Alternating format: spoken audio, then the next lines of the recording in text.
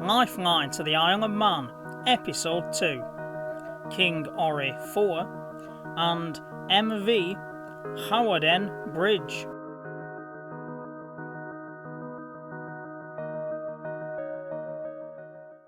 Not an easterly gale, but nevertheless a strong easterly breeze, which has sent all the vessels out into the bay to anchor to avoid raging against the pier, whilst the King Ori 4 approaches the Victoria Pier to discharge her passengers before joining the rest in the bay until required to load. This photograph shows the MV Hawarden Bridge, belonging to John Summers and Sons Limited of Shotton at Ramsey East Quay.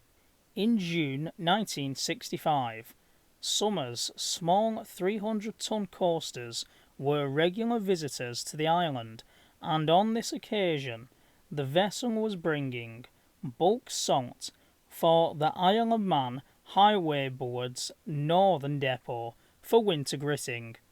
And on a day like this, the 2nd of December, you definitely need grit for them roads.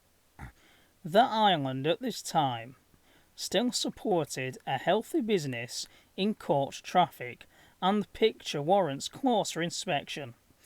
So looking at this photograph, there could be 2 Bedford SDs in it. Comments below. So my good friend Stuart Allen, who owns a Scammell show track from the mid-1950s, tells me this is a Scammell MU. They dated after 1933 but before 1955, and they had a Gardner engine in them, as 1955 is the year that the Scammell Highwayman came out. In my opinion, the best looking Scammell.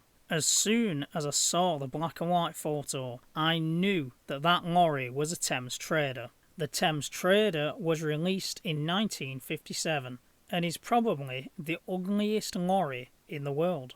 The ERF KV came out in 1948, and I think they're quite good looking. ERF was founded in 1933, Edward Richard Forden, and the C16 is one of my all-time favourite lorries. But when did they come out? One photo says it was 1937, but to be honest, I have no idea. Comments below.